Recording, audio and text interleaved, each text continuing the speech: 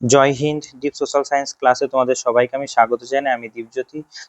আমি আগের ক্লাসে এই বায়ুর ক্ষয়কার্যের যে প্রক্রিয়াগুলো হয় এবং বায়ুর ক্ষয়কার্যের নিয়ন্ত্রক এবং কোথায় কোথায় পৃথিবীর উষ্ণ মরুভূমি আছে এবং বায়ু সংক্রান্ত বায়ুর ক্ষয়কার সংক্রান্ত কিছুটা ধারণা তোমাদের দিয়েছি। আজকে আমরা আলোচনা করব বায়ুর ক্ষয়কার্যের ফলে সৃষ্ট যে ভূমিরূপগুলো আছে সেই বিষয়গুলো সম্পর্কে।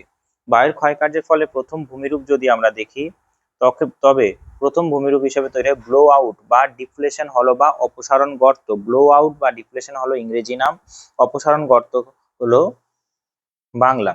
মাশরুম রক, 2 নম্বর মাশরুম রক বা গৌড় তৈরি হয়। 3 নম্বরে ভেন্টিফ্যাক্টস তৈরি হয়। 4 নম্বর জিউগেন তৈরি হয়। 5 নম্বর এয়ারদাং। 6 নম্বর ডেজার্ট পেভমেন্ট অ্যান্ড ইনসেলবার্ট। 7 নম্বর। এই প্রত্যেকটা ভূমিরূপের বাস্তব চিত্র সম্পর্কে তোমাদের সঙ্গে আলোচনা করব। বেশ, প্রথম আমরা ভূমিরূপ হিসাবে বলি যে 1 নম্বর ব্লো আউট বা ডিফ্লেশন হলো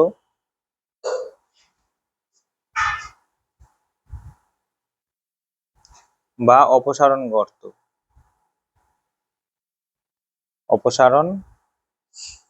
গর্ত। কি হয় মরুভূমিতে, আমি ছবি দেখাই। দেখো, মরুভূমিতে বায়ু যখন ক্ষয়কার্য করে তখন বায়ু কি করে, কোন একটা জায়গার বালুরাশি সেই জায়গা থেকে উড়িয়ে নিয়ে চলে যায়।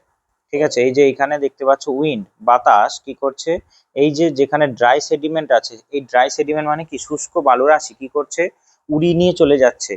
ঠিক আছে, শুষ্ক বালুরাশি এই জায়গা থেকে উড়িয়ে নিয়ে চলে যাচ্ছে অন্য জায়গায়। এটাকেই বলা হয় কি, এরপরে এই উড়িয়ে নিয়ে যাওয়ার পরে এখানে কি তৈরি করবে, একটা একটা গর্ত তৈরি করবে। এই যে গর্তটা যে তৈরি করলো এখানে, এরকম যে গর্তটা তৈরি করলো এটাকেই বলা হয় ব্লো আউট বা ডিফ্লেশন হলো। ঠিক আছে, বায়ুর ক্ষয়কার্যের ফলে তৈরি হয় শিথিল বালুরাশি, শুষ্ক বালুরাশি সেই জায়গা থেকে উড়ে চলে যায়। আর সেইখানে এতটাই উড়ে চলে যায় যে মাটির নিচে অর্থাৎ বালির নিচে যে জলাভূমি আছে, ভৌমজল আছে, সেইটা মাঝে মাঝে বেরিয়েও আসে। এই যে জলাভূমিটা বেরিয়ে এসছে এইভাবেই। ঠিক আছে, জলাভূমি যেটা ছিল নিচে সেটা বাইরে বেরিয়ে এসছে। এই জলাভূমিকে আমরা মরুভূমিতে কি বলি, মরুদ্যান বলি। ঠিক আছে, এই জলাভূমিতে কি হয়, পরবর্তীকালে বসতিও তৈরি হয়, এটাকে বলা হয় মরুদ্যান। অর্থাৎ আমরা বলবো যে ব্লো আউট বা ডিফ্লেশন হলো বা অপসারণ গর্ত এতটাই বড় গর্ত হয়ে যায় যে সেই গর্ত ধীরে ধীরে ভৌমজলের কাছাকাছি চলে যায়। আর সেই গর্তে যখন ভৌমজল বাইরে বেরিয়ে আসবে তখন তাকে বলা হবে কি, মরুদ্যান। এই মরুদ্যানের চারপাশে মানুষ বসতিও নির্মাণ করে। দেখো, এইখানে একটা বসতি তৈরি হয়েছে, এই যে এখানে একটা মরুদ্যান তৈরি হয়েছে। মরুদ্যান কি করে তৈরি হলো, যে অপসারণ গর্ত এতটা ক্ষয়প্রাপ্ত হয়েছে যে নিচের জলরাশি বাইরে বেরিয়ে এসছে। ঠিক আছে, এইগুলো হলো কি জল, এইখানে এখানে এগুলো কি জলাভূমি। এই জলাভূমি চারপাশে বসতি গড়ে উঠেছে। এই জলাভূমি চারপাশে যখন বসতি গড়ে ওঠে মরুভূমিতে, তখন তাকে কি বলা হয়, মনে রাখবে, আর্দ্রবিন্দু বসতি।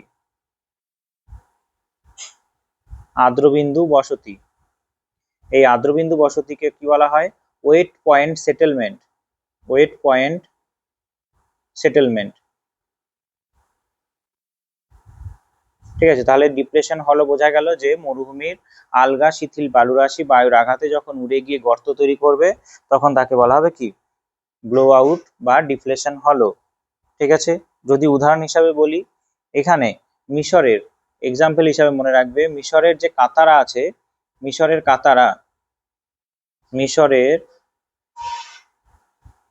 কাতারা হলো বিশ্বের বৃহত্তম অপসারণ গর্ত। কাতারা বিশ্বের বৃহত্তম অপসারণ গর্ত। ঠিক আছে, বিশ্বের বৃহত্তম অপসারণ গর্ত হলো কাতারা। এই যে গর্তগুলো যখন তৈরি হয় তখন আরো যখন ক্ষয়প্রাপ্ত হবে তখন নিচের জলরাশি বেরিয়ে আসে, তাকে বলা হয় মরুদ্যান। ঠিক আছে, মরুদ্যানকে ইংরেজিতে কি বলা হয়, মনে রাখবে, মরুদ্যানকে ইংরেজিতে বলা হয় ওয়েসিস। ঠিক আছে, ওয়েসিসের চারপাশে কি হয়, গাছপালা তৈরি হয়, জলও তৈরি হয়, মানুষ বসতিও তৈরি করে। আর অন্যান্য জায়গায় এর নাম কি, অন্যান্য জায়গায় মনে রাখবে, মঙ্গোলিয়াতে মঙ্গোলিয়াতে একে কি বলা হয়? প্যাংকিয়াং হলো, প্যাংকিয়াং হলো। আমেরিকা যুক্তরাষ্ট্রে একটা আছে, যেটা কি ইউএসএ, আমেরিকা যুক্তরাষ্ট্রে আছে, সেটার নাম হলো buffalo whole, buffalo, buffalo whole আছে, বোঝা গেছে? এরপরে এই যে মিশরের ক্ষেত্র, মিশরের যে কাতারা বললাম, এর যে কত মিটার নিচু সেটা আমি লিখে দিচ্ছি প্রায়, এটা কত, 134 মিটার নিচু। কত বড় এলাকা জুড়ে আছে? প্রায় 19,500 বর্গ কিমি এলাকা জুড়ে আছে।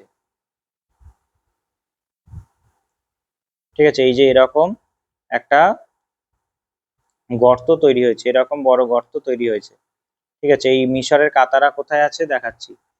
এই যে এখানে মিশরের কাতারা আছে, দেখতে পাচ্ছ, এই যে এইখানে, এটা হলো মিশর, এটা আফ্রিকার, এই আফ্রিকার এই অংশটাকে বড় করে দিয়েছে, এটা হলো কাতারা ডিপ্রেশন। ঠিক আছে, এটা হলো কাতারা ডিপ্রেশন। মিশরের কাতারা হলো বিশ্বের বৃহত্তম অপসারণ গর্ত। বোঝা গেছে? বেশ। মরুদ্যান মনে রাখবে, মরুদ্যান কোথায় তৈরি হয়? এইখানে যখন জল বেরিয়ে আসবে। ঠিক আছে, আর এর চারপাশে যে বসতি তৈরি হয় তাকে বলা হয় আর্দ্রবিন্দু বসতি। ঠিক আছে, এরপরে আমাদের কি ভূমিরূপ আছে? এরপরে আমাদের ভূমিরূপ আছে মাশরুম রক বা গৌড়। এটা সব থেকে সুন্দর একটা ভূমিরূপ। 2 নম্বর আমাদের হলো মাশরুম রক, মাশরুম রক বা গৌড়। একে ব্যাঙের ছাতার ন্যায় ভূমিরূপও বলা হয়। ঠিক আছে, ব্যাঙের ছাতার ন্যায় ভূমিরূপও বলা হয়। আর এইখানে ব্যাঙের ছাতার ন্যায় ভূমিরূপ কেন বলা হয়, যা ছবিতে দেখতে পেলেই বুঝতে পারবে। দেখো এই ভূমিরূপটায় কি হয়েছে, এই ভূমিরূপটায় কি হতো, কন্টিনিউ, কন্টিনিউ এই পাশ থেকে এই পাশ থেকে বিভিন্ন ঋতুতে বায়ু কি করতো, আঘাত করতো, বায়ু আঘাত করতো। ঠিক আছে, বায়ু এই রকম কন্টিনিউয়াস ক্রমাগত আঘাত করতে করতে নিচে যেহেতু কোমল শিলা ছিল ক্ষয়প্রাপ্ত হয়ে গেছে, কিন্তু ওপরের যে কঠিন শিলা ছিল সেটা বেশি ক্ষয়প্রাপ্ত হয়নি। আর এটা মনে রাখবে যে ভূপৃষ্ঠের একটা নির্দিষ্ট উচ্চতা পর্যন্তই বায়ু ক্ষয় কাজ করে, খুব বেশি উচ্চতায় ক্ষয় কাজ করতে পারে না। তাই এটা কি হয়ে গেছে, সাধারণত দেখতে এই যে এই অংশটা বরাবর কি হয়েছে, এই অংশটা বরাবর,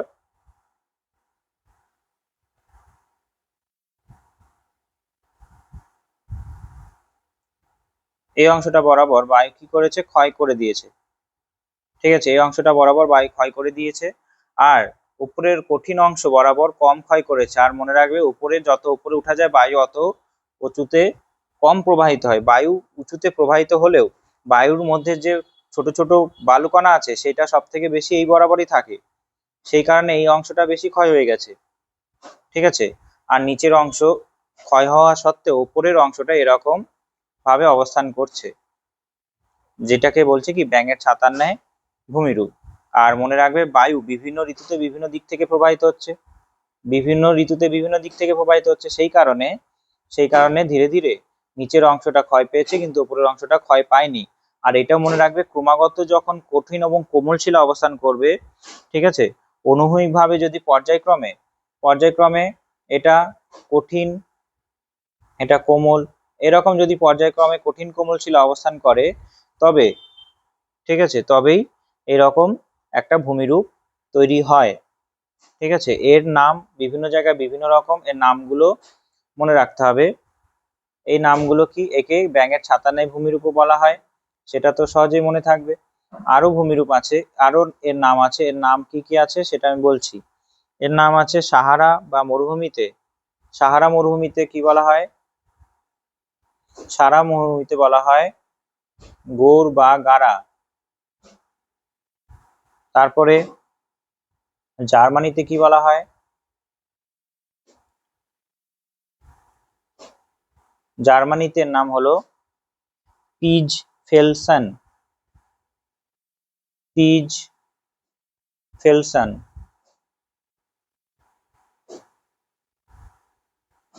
পিজ ফেলসন। তারপরে গ্রেট বেসিনে বলা হয় হুড, হুডু। গ্রেট বেসিনে বলা হয়, আমেরিকা যুক্তরাষ্ট্রে গ্রেট বেসিনে বলা হয় হুডু। তারপরে 4 নম্বর, একে ব্যাঙের ছাতার ন্যায় ভূমিরূপও বলা হয়।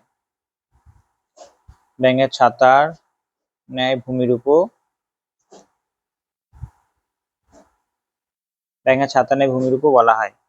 ঠিক আছে, এটা হলো মাশরুম রক। এই মাশরুম রক বায়ুর কোন ক্ষয়ের জন্য তৈরি হয় মনে রাখবে, ভীষণ মনে রাখবে, বায়ুর অবঘর্ষ ক্ষয় দ্বারা এটি হয়। ঠিক আছে, বায়ুর অবঘর্ষ ক্ষয় দ্বারা বায়ুতে যে ভাসমান বালুকণা ছিল, সেই বালুকণাগুলো এই একটা শিলাখণ্ডের উপরে আঘাত করে এই ক্ষয়টা করেছে বলে একে কি বলা হচ্ছে, এরকম বায়ুতে ভাসমান শিলাখণ্ডগুলো কি করেছে, এইরকম এই শিলাতে আঘাত করেছে, তাই এটাকে কি বলা হয়, অবঘর্ষ ক্ষয়। এই অবঘর্ষ ক্ষয়ের জন্য ব্যাঙের ছাতা তৈরি হয়েছে। আর এখানে যেটা ব্লো আউট বা ডিফ্লেশন হলো, সেটা কি জন্য তৈরি হয়েছে, বায়ুর অপসারণ ক্ষয়ের জন্য। বায়ুর কোন ক্ষয়, বায়ুর অপসারণ ক্ষয়, বায়ুর অপসারণ ক্ষয়ের জন্য এটা হয়েছে, অপসারণ ক্ষয় দ্বারা এটি হয়েছে। ঠিক আছে, বায়ুর অপসারণ ক্ষয় দ্বারা এটি হয়েছে। এরপরে আমরা কত নম্বর ভূমিরূপ করব, 3 নম্বর ভূমিরূপ। এই 3 নম্বর ভূমিরূপ হলো ভেন্টিফ্যাক্ট। খুব গুরুত্বপূর্ণ একটা ভূমিরূপ, পরীক্ষায় দেওয়ার মতো। ভেন্টিফ্যাক্ট, ভেন্টিফ্যাক্ট এটাই ইংরেজি নাম। ভেন্টিফ্যাক্ট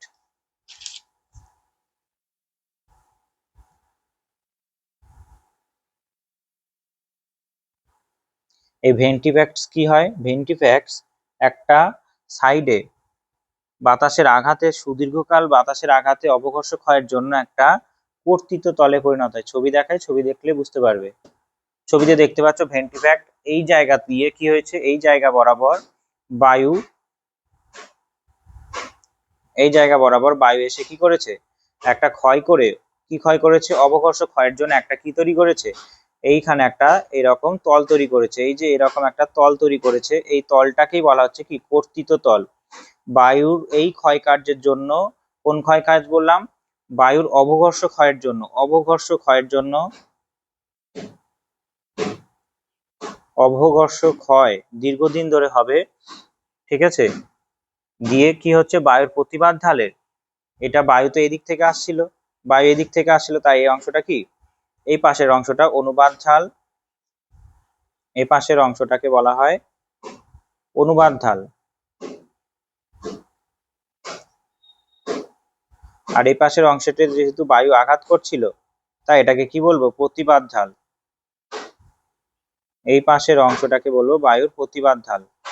ঠিক আছে, বায়ুর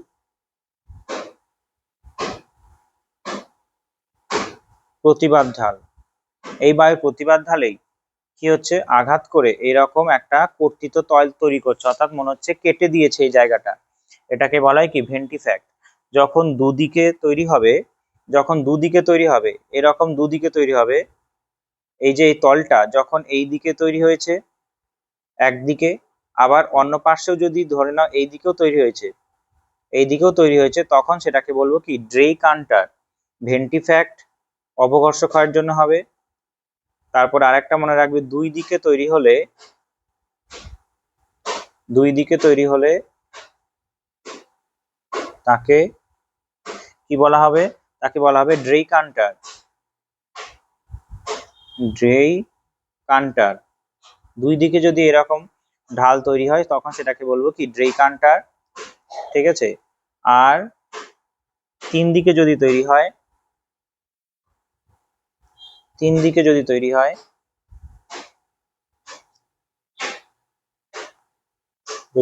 তাকে কি বলবো, ট্রেইকান্টার। তাকে বলবো ট্রেইকান্টার।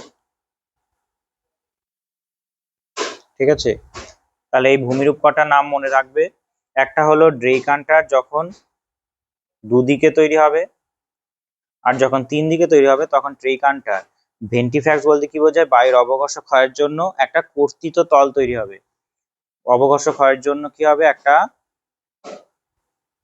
কর্তিত তল তৈরি হবে, কর্তিত তল তৈরি হবে। ঠিক আছে, কর্তিত তল বলতে বোঝায় মনে হচ্ছে কেটে দিয়েছে ওই অংশ বরাবর, তাহলে ভেন্টিফ্যাক্ট বোঝা গেল। এরপরে আমাদের 3 নম্বর ভূমিরূপ। এই যে এইদিকে কি হয়েছে, এই যে এই ভূমিরূপটা দেখো, এই ভূমিরূপটার এই দিকেও তৈরি হয়েছে একটা অংশ, এই দিকেও তৈরি হয়েছে, বা ওই পাশটাতেও তৈরি হয়েছে। ঠিক আছে, এই পাশে আবার ওই দিকেও তৈরি হয়েছে। এই যে এইটা হলো এক একটা ভেন্টিফ্যাক্টস। এবং যদি 3 দিকে তৈরি হয় ট্রেইকান্টার, দুদিকে তৈরি হলে ড্রেইকান্টার। ঠিক আছে, তাহলে সম্মুখ ভাগটাকেই বলা হচ্ছে কি? কর্তিত তল তৈরি হচ্ছে অবঘর্ষ ক্ষয়ের জন্য, এই সম্মুখ ভাগটাকেই ভেন্টিফ্যাক্টস বলছে। এরপরে 4 নম্বর ভূমিরূপ কি আছে? 4 নম্বর ভূমিরূপ আছে জিউগেন। জিউগেন একটা, ঠিক আছে, জেড দিয়ে মনে রাখবে। আর আরেকটা আছে ইয়ারদাং। 5 নম্বর হলো ইয়ারদাং, ওয়াই দিয়ে মনে রাখবে। কেন বললাম বলছি। জিউগেনে কি হয়? কঠিন এবং কোমল শিলা, জিউগেনে কি হয়? কঠিন কোমল শিলা অনুভূমিক ভাবে যদি থাকে, কঠিন কোমল শিলা হরাইজন্টালি বা অনুভূমিক ভাবে যদি থাকে, তবে তৈরি হয়। আর এটা মনে রাখার উপায় হলো জেডের এই যে দুই মাথা, এই দুই মাথা যেহেতু এই যে এইটা একটা জেডের মাথা, এটা একটা জেডের মাথা, এই যে এই অংশটা কিভাবে আছে, এটা অনুভূমিক, এটা অনুভূমিক, তাই জিউগেন দিয়ে জেড দিয়ে মনে রাখবে কঠিন কোমল শিলা যদি অনুভূমিক ভাবে থাকে। আর ইয়ারদাঙে কি হবে? ইয়ারদাঙে কঠিন কোমল শিলা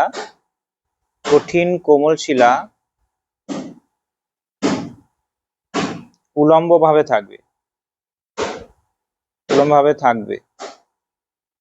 ঠিক আছে, এখানে কি হয়? এই যে ওয়াই এর এই যে এই অংশটা টোটালটা উলম্ব ভাবে আছে, এই হিসাবে মনে রাখবে। ঠিক আছে, ইয়ারদাং দিয়ে ওয়াই। এবার কঠিন এবং কোমল শিলা যদি অনুভূমিক ভাবে থাকে তবে কি হয়? তবে বায়ু ক্ষয় করে এমন ভাবে তৈরি করে যে টেবিলের মতো তৈরি করে, টেবিলের মতো একটা প্রতিসম ভূমিরূপ তৈরি করে। কি হয়? কঠিন কোমল শিলা যদি অনুভূমিক ভাবে থাকে, ঠিক আছে, অবঘর্ষ ক্ষয়ের জন্য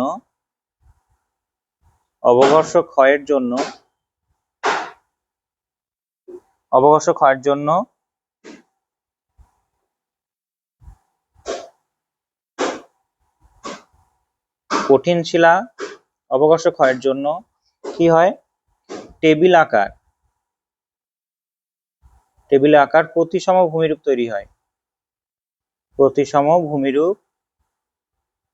তৈরি হয়, মরুভূমিতে। একেই বলা হয় কি? একেই বলা হয় জিউগেন। ঠিক আছে, আমি ছবি দেখাচ্ছি, ছবি দেখলে বুঝতে পারবে। এখানে দেখতে পাচ্ছ যে জিউগেনে এই যে এই অংশ বরাবর, এই যে এটা কঠিন শিলা, এটা ক্ষয়প্রাপ্ত হয়নি। বাদ বাকি যে নরম শিলাগুলো আছে, এটা একটা কঠিন শিলা অনুভূমিক ভাবে আছে। ঠিক আছে, এই যে কঠিন শিলাটা ক্ষয়প্রাপ্ত হয়নি, অর্থাৎ টেবিলের মতো অবস্থান করছে এই অংশটা। ঠিক আছে, এটাকেই বলা হচ্ছে কি? জিউগেন। আর সাইডের যে কোমল শিলা আছে, এই যে এই বরাবর কোমল শিলা আছে, এগুলো কি হয়ে গেছে? ক্ষয়প্রাপ্ত হয়ে গেছে নিচের দিকের অংশটা। এই যে এটা একটা কোমল শিলা। ঠিক আছে, এটাকেই বলা হয় জিউগেন। ঠিক আছে, মনে রাখবে কঠিন কোমল শিলা জেড দিয়ে মনে রাখবে। যদি কঠিন কোমল শিলা অনুভূমিক ভাবে থাকে, ঠিক আছে, তবেই তৈরি হয় জিউগেন। আর এটা কি হবে? টেবিল আকার প্রতিসম ভূমিরূপ তৈরি হবে। অর্থাৎ উপরের যে অংশটা দেখতে পাচ্ছ, উপরের যে অংশটা, এই যে এই অংশটা একটা টেবিলের মতো অবস্থান করছে। ঠিক আছে, এই টোটালটা একটা টেবিলের মতো অবস্থান করছে উপরে, এটাকেই বলা হচ্ছে কি? জিউগেন।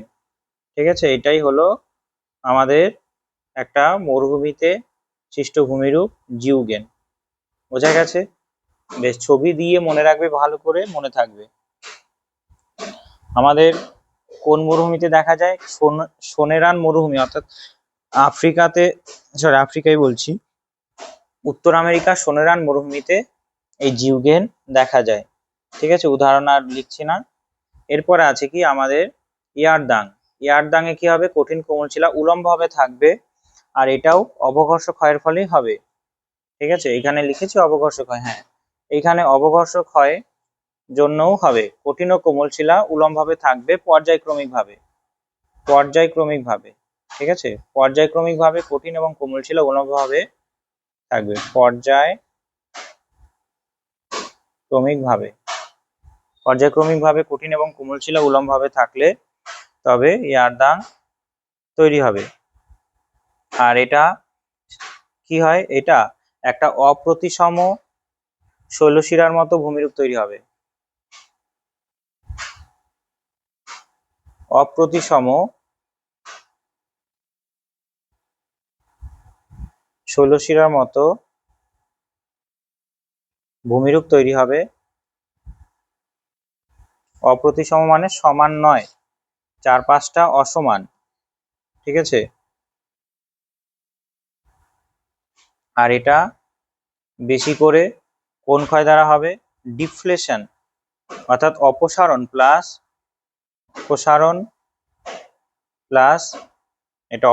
প্লাস অবঘর্ষ, এই দুটো ক্ষয় দ্বারাই হবে। অবঘর্ষ এবং অপসারণ ক্ষয়, এই দুটো ক্ষয় দ্বারাই হবে।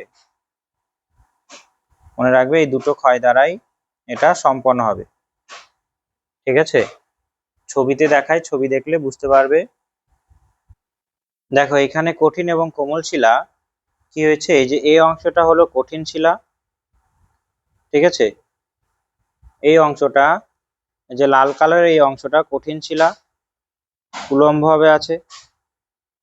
এখানে আর একটা কঠিন শিলা উলম্ব ভাবে আছে। ঠিক আছে, এখানে আর একটা কঠিন শিলা এরকম উলম্ব ভাবে আছে। এটা আর একটা কঠিন শিলা, এটাও আর একটা কঠিন শিলা। এই যে কঠিন শিলা উলম্ব ভাবে আছে, তার মাঝে এই যে হলুদ কালারের যেটা আঁকলাম আমি, সেটা একটা কোমল শিলা।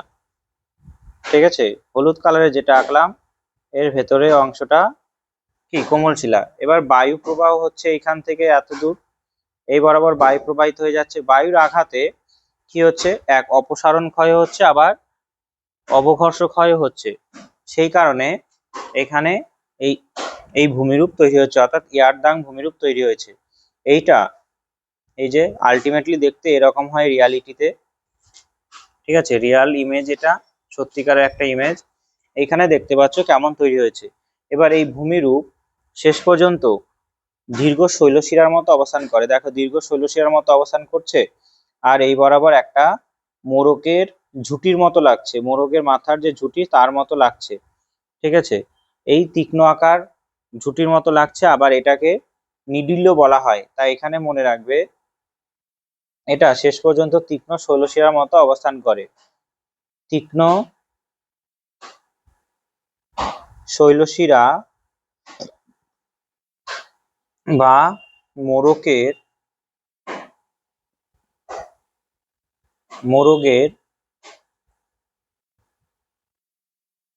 ঝুঁটির ন্যায় অবস্থান করে।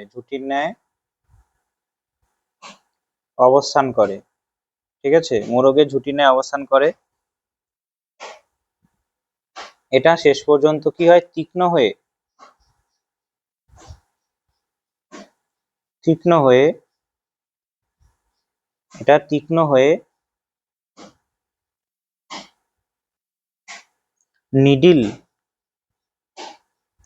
নিডিলের মতো, তীক্ষ্ণ হলে একে নিডিল বলে একে। ঠিক আছে, বেশ, এর সম্পর্কে উদাহরণ হিসাবে আমি যদি বলি, সাহারার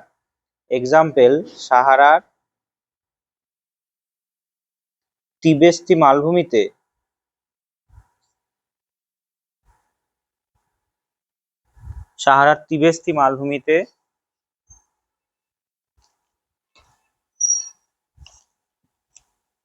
সাহারার তিবেস্তি মালভূমিতে বিশ্বের বৃহত্তম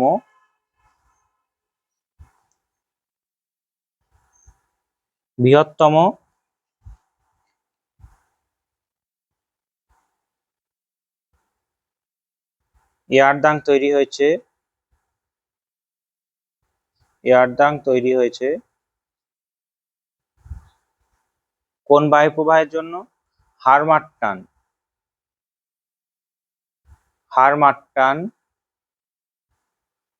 বায়ুর জন্য। ঠিক আছে, এই হারমাট্টান বায়ুর জন্য তিবেস্তি মালভূমিতে এই বিশ্বের বৃহত্তম ইয়ারদাং তৈরি হয়েছে। বোঝা গেছে? এই হারমাট্টান বায়ুকে মনে রাখবে ডক্টর উইন্ডো বলা হয়। মনে রাখবে, হারমাট্টান একটা স্থানীয় বায়ু। ঠিক আছে, আর কোথায় কোথায় দেখা যায়? এছাড়া আর্থার হোমস একে কক্কম নাম দেন। আর্থার হোমস নাম মনে রাখবে, একে কক্কম নাম দেন। আর একটা শব্দ মনে রাখবে, কক্কম নাম দেন আর্থার হোমস। ঠিক আছে, আর্থার হোমস একে কক্কম নাম দেন। কোথায় কোথায় দেখা যায়? তাকলামাকান মরুভূমিতে দেখা যায়, খস আফগানিস্তানের মরুভূমিতে দেখা যায়, মোজাভে মরুভূমিতেও দেখা যায়। ঠিক আছে, মোজাভে মরুভূমি, তাকলামাকান মরুভূমি, এই মরুভূমিগুলোতে দেখা যায়। এরপরে আছে আমাদের আর একটা ভূমিরূপ, কতগুলো হলো? 5টা, 7টা আছে টোটাল, তার মধ্যে 5টা হয়ে গেল। আর একটা আছে ডেজার্ট পেভমেন্ট। ডেজার্ট পেভমেন্ট কি হয়? ডেজার্ট পেভমেন্ট হলো এমন একটা ভূমিরূপ যেখানে মরুভূমির আলগা যে বালুরাশি আছে সেইগুলো বায়ুর আঘাতে কি হয়? উড়ে চলে যায়। ঠিক আছে, উড়ে চলে যায়, আর মোটা শিলাখণ্ডগুলো থেকে যায়। দীর্ঘদিন ধরে বায়ু প্রবাহিত হচ্ছে, সেই কারণে এটা হয়। এটাকেই বলা হয় কি? Desert pavement. অর্থাৎ স্থূল যে শিলাখণ্ডগুলো আছে, অর্থাৎ মোটা শিলাখণ্ডগুলো আছে, সেগুলো ক্ষয়প্রাপ্ত না হয়ে সেখানে পড়ে থাকে, একেই বলা হয় কি? Desert pavement. ছবি দেখালেই বুঝতে পারবে। দেখো ছবিটায় কি দেখতে পাচ্ছ, যে সূক্ষ্ম বালুরাশিগুলো উড়ে গেছে, আর বড় বড় শিলাখণ্ডগুলো এখানে পড়ে আছে। এই যে শিলাখণ্ডগুলো এখানে পড়ে আছে, ঠিক আছে, এইটাকেই বলা হয় ডেজার্ট পেভমেন্ট। কি হয়? দীর্ঘদিন ধরে বায়ু ক্ষয়কাজ করছে। ঠিক আছে, বাতাসের গতির ফলে যে সূক্ষ্ম আকৃতির দানাগুলো সেগুলো অপসারিত হয়, কিন্তু যে বড় দানাগুলো আছে, শিলাখণ্ডগুলো আছে, সেগুলো অপসারিত হয় না, আর বিশেষ ক্ষয়প্রাপ্ত হয় না। এরকম একই মাপের এই শিলাখণ্ড দ্বারা গঠিত মরুভূমিকে কি বলা হয়? Desert pavement. ঠিক আছে, এটা একটা ডেজার্ট পেভমেন্টের ছবি, মনে রাখবে। এই ছবিটা দিয়ে মনে রাখবে। ঠিক আছে, এইখানে তাহলে বোঝা গেছে ডেজার্ট পেভমেন্ট স্থূল কণা দ্বারা গঠিত, স্থূল আকৃতির, মানে মোটা মোটা স্থূল আকৃতির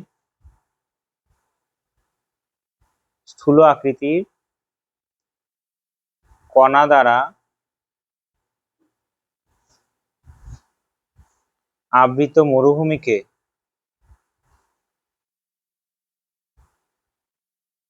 ডেজার্ট পেভমেন্ট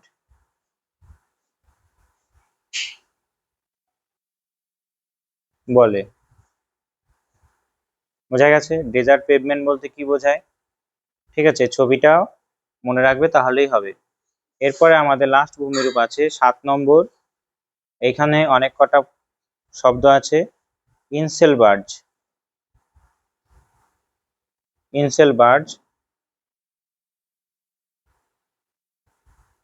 এই ইনসেলবার্জ যে শব্দটা, সেটা প্রথম ব্যবহার করেছিল কে, সেটা মনে রাখবে। এস প্যাসার্জ। ইনসেলবার্জ এস প্যাসার্জ এই ইনসেলবার্জ শব্দটা প্রথম ব্যবহার করে ভূতত্ত্ববিদ। আর আরেকটা কি? আরেকটা শব্দ মনে রাখবে, এর অর্থ কি? জার্মান শব্দ ইনসেলবার্জের অর্থ জার্মান শব্দের দ্বীপশৈল বলা হয়। দ্বীপশৈল বলা হয়, ঠিক আছে। এটা কখন তৈরি হয়? মরু ক্ষয়চক্র যখন শেষ হয়ে যাবে, মরু ক্ষয়চক্রের শেষ পর্যায়ে এটা তৈরি হয়। মরু ক্ষয়চক্রের শেষ পর্যায়ে এটি তৈরি হয়। মরু ক্ষয়চক্রের শেষ পর্যায়ে এটা তৈরি হয়। ইনসেলবাস দেখো এই যে এরকম করে মরুভূমিতে ক্ষয়চক্রের শেষ পর্যায়ে দাঁড়িয়ে থাকবে, ঠিক আছে, এটাকেই বলা হয় ইনসেলবার্জ। আর ইনসেলবার্জ এটা আর একটা, এটা মরু ক্ষয়চক্রের শেষ পর্যায়ে দাঁড়িয়ে থাকে। এটাকে নামকরণ করেছে স্পেসার্জ বললাম। এবার ইনসেলবার্জ এইভাবে দাঁড়িয়ে থাকলেও ক্ষয়প্রাপ্ত হতে শুরু করে। ইনসেলবার্জ ক্ষয়প্রাপ্ত হয়ে ছোট ছোট যদি যখন টুকরো হয়, ছোট ছোট হয়, তখন এই ছোট ছোট টুকরোগুলোকে কি বলা হয়? এই ছোট ছোট টুকরোগুলোকে বলা হয় টর, ঠিক আছে। ইনসেলবার্জ প্রথম পর্যায়ে যখন ক্ষয়প্রাপ্ত হবে তখন তাকে বলবো কি? টর। ইনসেলবার্জ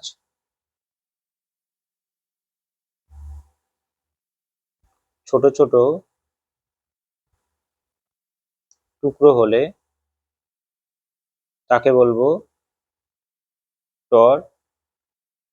তারপরে আরেকটু যদি ক্ষয়প্রাপ্ত হয়, ঠিক আছে, আরো যদি ক্ষয় হয়, আরো যদি ক্ষয়প্রাপ্ত হয়, আরো যদি ক্ষয়প্রাপ্ত হয়ে গম্বুজাকার ঢিবিতে পরিণত হয়, গম্বুজাকার ঢিবিতে পরিণত হয়, তাকে কি বলা হয়? গম্বুজাকার ঢিবিতে পরিণত হয়, তখন তাকে বলা হয় বর্নহার্ড।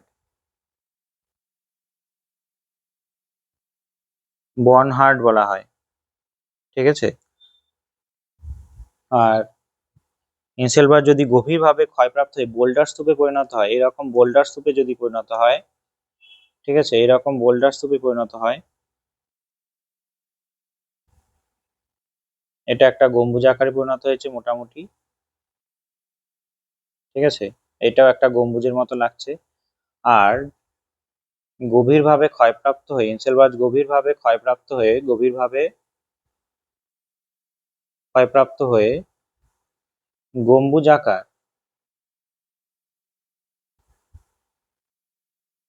গম্বুজাকার ঢিবিতে পরিণত হলে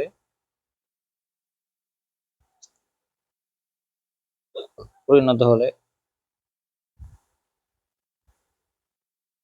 গম্বুজাকার ঢিবিতে পরিণত হলে তাকে কি বলা হয়?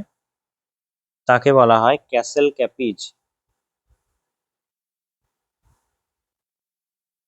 ক্যাসল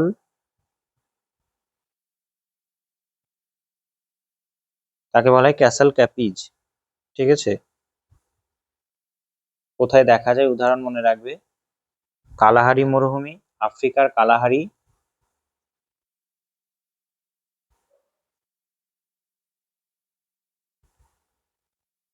অ্যান্ড আফ্রিকার কালাহারি অ্যান্ড বৃহৎ অস্ট্রেলিয়া মরুভূমিতে,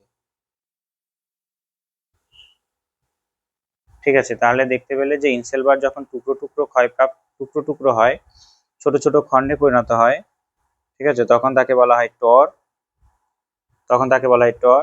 আর ইনসেলবার যখন গম্বুজ আকারে ঢিবিতে পরিণত হবে তখন তাকে বলা হয় বর্নহার্ড। আরো যখন ক্ষয়প্রাপ্ত হয়ে ছোট ছোট হবে তখন তাকে বলা হবে কি? গভীরভাবে গভীরভাবে ক্ষয়প্রাপ্ত হবে আর গম্বুজাকার ঢিবিতে পরিণত হবে, ঠিক আছে।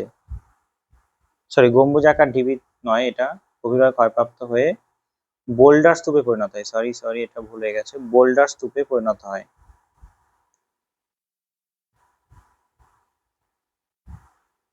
বোল্ডার স্তূপে পরিণত হলে তখন তাকে বলা হয় কি? ক্যাসল ক্যাপিজ। এরকম বোল্ডার স্তূপে পরিণত হচ্ছে, ছোট ছোট খণ্ডেও কিছু ভাগ হয়েছে, চারপাশে আছে, আর এরকম গম্বুজ আকার হলে তাকে বলা হয় বর্নহার্ড। আর যখন বোল্ডার স্তূপে পরিণত হবে তখন তাকে বলবো কি? ক্যাসল ক্যাপিজ। এটা কোথায় তৈরি হবে? মরু ক্ষয়চক্রের শেষ পর্যায়ে তৈরি হবে, মনে রাখবে, ঠিক আছে।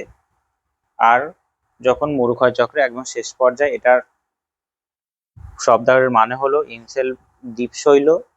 এটার শব্দ প্রথম ব্যবহার করেছিল কে? এস প্যাসার্জ।